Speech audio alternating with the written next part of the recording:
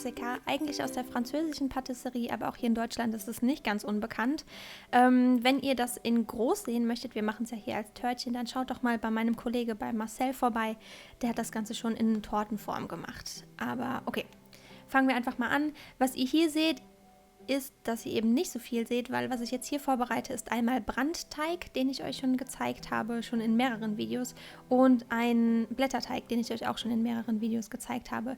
Beide Rezepte, genauso wie das komplette Rezept, sind in der Infobox verlinkt, also schaut da mal vorbei, wenn ihr das sehen möchtet. Ich habe das jetzt hier aber nicht so genau aufgegriffen, weil ich euch das zu oft gezeigt habe und das Video sonst einfach viel zu lang wird.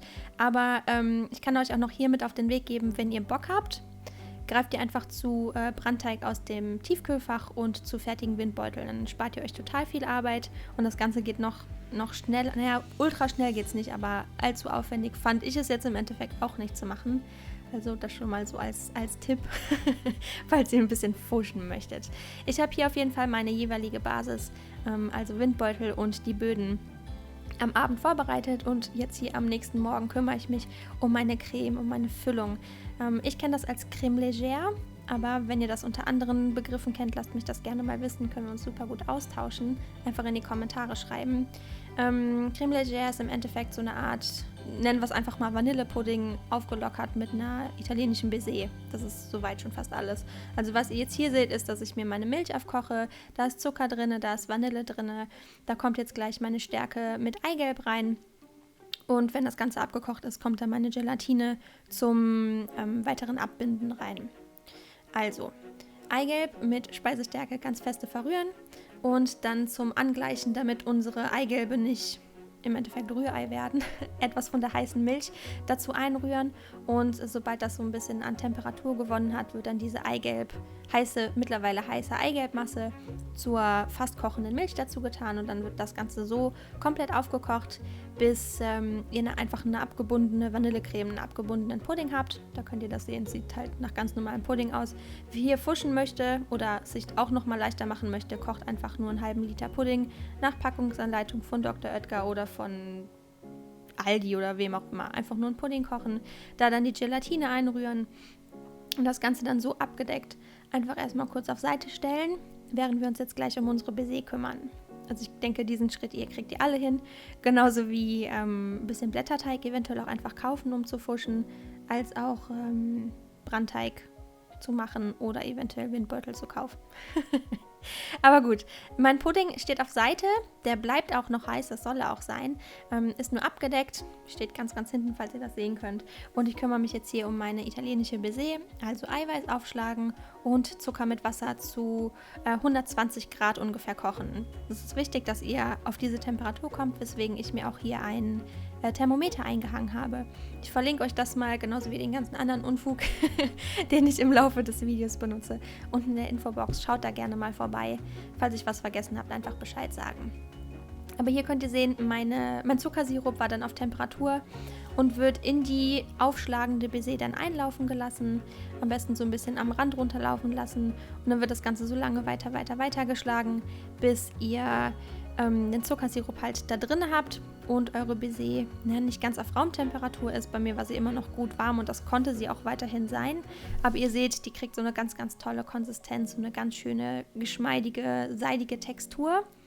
Womit wir dann jetzt gleich weiterarbeiten. Also wenn das bei euch so um den Dreh aussieht, dann seid ihr richtig gut dabei. Dann könnt ihr den Schneebesen rausmachen und in mehreren Portionen dann eure Baiser einfach in euren Vanillepudding, nennen wir es Vanillepudding, in den einfach einrühren, den vorher vielleicht noch einmal kurz verrühren, ein bisschen aufbrechen, und dann habe ich in 2 bis 3 Portionen habe ich dann meine Baiser da eingerührt. Die erste Portion, da müsst ihr euch nicht so viel Mühe beim Unterheben geben, das ist eher so ein bisschen zum Angleichen, also einmal kurz feste miteinander verrühren, das Ganze ein bisschen auflockern und dann eben in 2 bis 3 Portionen noch die restliche Baiser unterheben, dass ihr da so was Fluffiges rausbekommt, das dann locker abdecken und für wie auch lange auch immer es dauert, bis das Ganze auf Raumtemperatur ist, abkühlen lassen. Und dann wird das Ganze in die Windbeutel gefüllt. Ich verlinke euch Tülle und Spritzbeutel einfach mal, auch unten in der Infobox.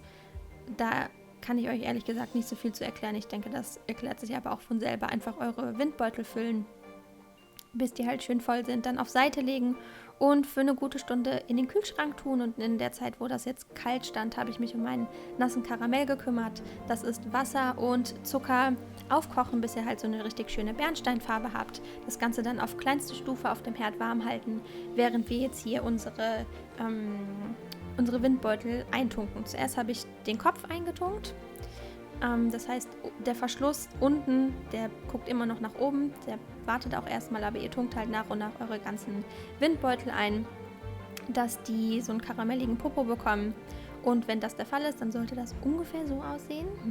Sieht schon ziemlich lecker aus. Und dann geht es direkt weiter. Mein Karamell war noch heiß und ich konnte dann weitermachen. Das ist ein Zuckerhaar. Wundert euch nicht, das an meinem Finger ist Zucker, nicht mein Haar. Aber ab einem bestimmten Zeitpunkt habt ihr so lange Zuckerfäden. Aber okay. Hab dann weitergemacht. Wenn die eine Seite vom Zucker karamellisiert und hart ist, könnt ihr die von der Matte abnehmen, die ich euch total empfehlen kann. Das ist ein Original Silpat.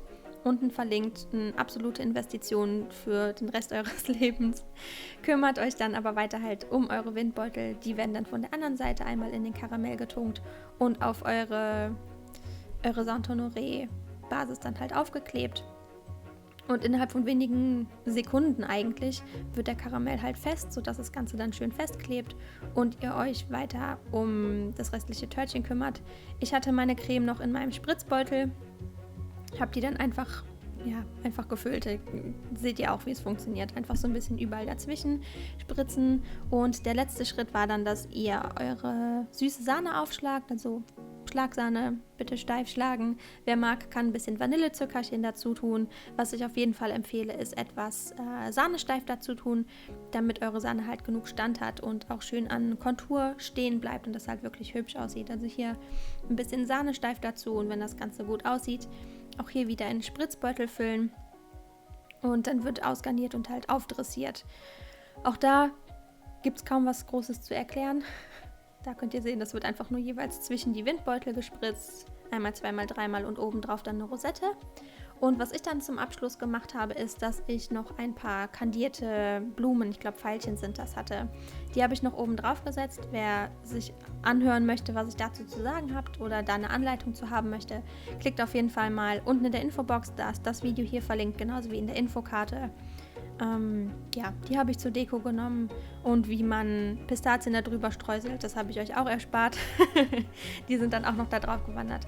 Aber das war dann mein super altmodisches, klassisches Saint-Honoré-Törtchen. Ich bin voll gespannt, was ihr zu sagen habt. Das ist dann doch was schicker und aufwendiger als das, was ich euch die letzten paar Wochen gezeigt habe. Also kommentiert fleißig, ich freue mich schon von euch zu hören. Vergesst auch nicht, den Kanal zu abonnieren, falls ihr das noch nicht getan habt. Und ansonsten hoffe ich, dass wir uns im nächsten Video wiedersehen. Macht's gut, ihr Lieben!